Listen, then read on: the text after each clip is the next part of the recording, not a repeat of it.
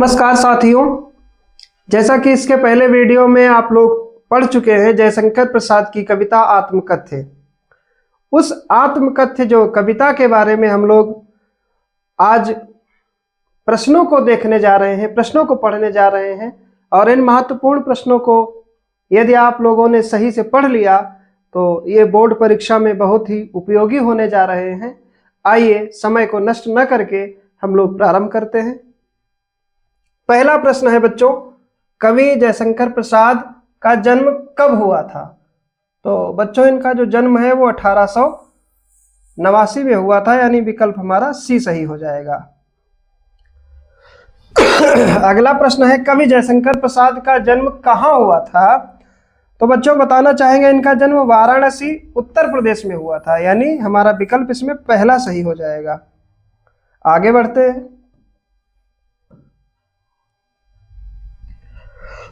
एक जगह जिक्र आया है मुस्क्या, तो मुस्क्या कर का प्रयोग किस प्रकार का है? तो इसमें जो है जयशंकर प्रसाद बनारसी थे तो ठेठ बनारसी का प्रयोग किया है, इसलिए हमारा विकल्प बी सही होगा। चौथा प्रश्न है, गहरे नीले आकाश में अनगिनत लोगों ने क्या लिखे हैं? तो जयशंकर प्रसाद की कविता है आत्मकथ्य, तो हमारा विकल्प जो है वो पहला आत्मकथा सही हो जाएगा।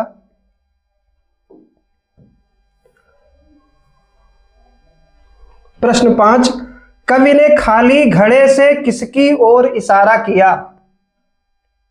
तो पहला विकल्प खाली घर, सूखी नदी, तीसरा है असफल जीवन। तो बच्चों इसका विकल्प तीसरा ही सही होगा, असफल जीवन।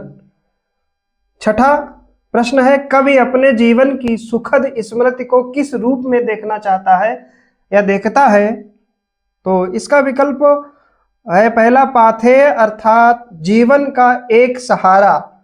यही बच्चों सही होगा, पहला विकल्प ही सही होगा। पाथेय के रूप में वो एक सुखद स्मृति को एक सहारा मानते हैं, इसलिए हमारा विकल्प पहला सही हो जाएगा।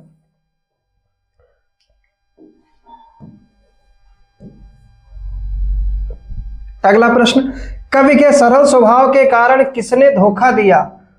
तो बच्चों सरल स्वभाव के कारण इनके मित्रों ने धोखा दिया था, इसलिए विकल्प हमारा भी सही होगा। अगला प्रश्न है, कथा का प्रयोग कवि ने किसके लिए किया है?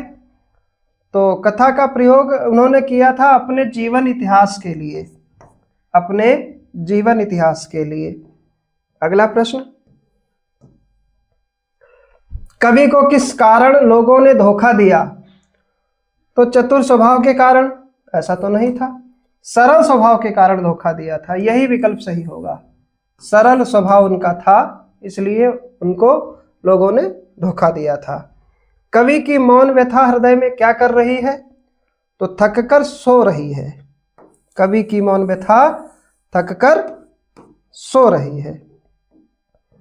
अगला प्रश्न, कवि अपनी आत्मकथा लिखने के बजाय क्या करना चाहता है? तो कम समय में हम सीधे उत्तर ही बता रहे हैं आप लोगों को। तो कवि दूसरों की आत्मकथा सुनना चाहता है, खुद की आत्मकथा नहीं, दूसरों की आत्मकथा सुनना चाहता है। कंथा का शाब्दिक अर्थ, कंथा का शाब्दिक अर्थ होता है बच्चों अंतर्मन या गुदड़ी भी इसको बोलते हैं, इसलिए बी विकल्प हमारा सही हो जाएगा। अगला प्रश्न, जयशंकर प्रसाद किस वाद के प्रवर्तक कवि? तो बच्चों इनका जो वाद था वो छायावाद था, इसलिए विकल्प हमारा ए सही हो जाएगा। सीवन उधेड़ने का अर्थ क्या है?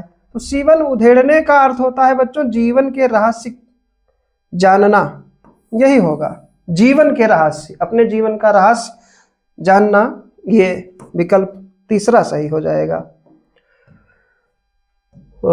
उसके बाद है, कवि ने अपनी आत्मकथा को कैसी बताया? तो कवि ने अपनी आत्मकथा को भोली भाली बताया था, भोली मेरी भोली आत्मकथा ऐसा कहा था, इसलिए विकल्प तीसरा सही हो जाएगा। कवि किसे याद करके दुखी था?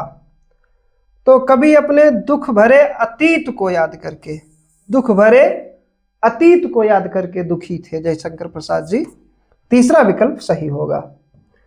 अगला प्रश्न देखेंगे, मुरझा कर गिर रही पत्तियां किसका प्रतीक हैं? खुशियों का, उदासीन का, निराशाओं का है बच्चों। विकल्प तीसरा सही हो जाएगा। अगला प्रश्न है,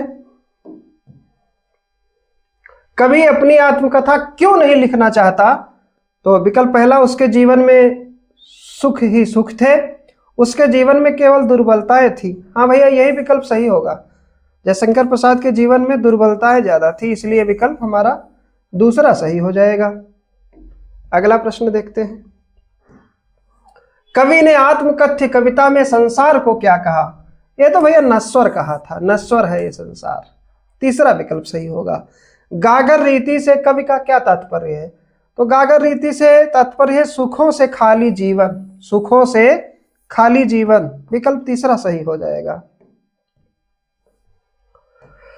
कवि के द्वारा अपनी आत्मकथा न लिखने का क्या कारण था? बहुत बढ़िया प्रश्न पूछा जाता है। पहला विकल्प है, उसे आत्मकथा लिखनी नहीं आती। ये तो नहीं। वह अपने जीवन के रहस्य दूसरों को नहीं बताना चाहता। यह विकल्प सही होगा बच्चों। वह अपने जीवन का रहस्य दूसरों को नहीं बताना चाहता, यही सही होगा। अगला प्रश्न है, और ये अंतिम प्रश्न है, कवि अपने किस स्वभाव को दोष नहीं देना चाहते? तो जयशंकर प्रसाद जी सरल स्वभाव के थे, इसलिए वो सरलता का दोष नहीं देना चाहते थे। तो इस प्रकार से इस पाठ के लिए बहुत कम समय में हमने प्रश्नों के उत्तरों को आपको बता दिया।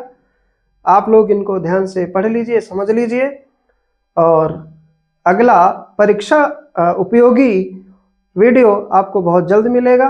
तब तक के लिए आप लोग अपना अध्ययन जारी रखें। नमस्कार, धन्यवाद।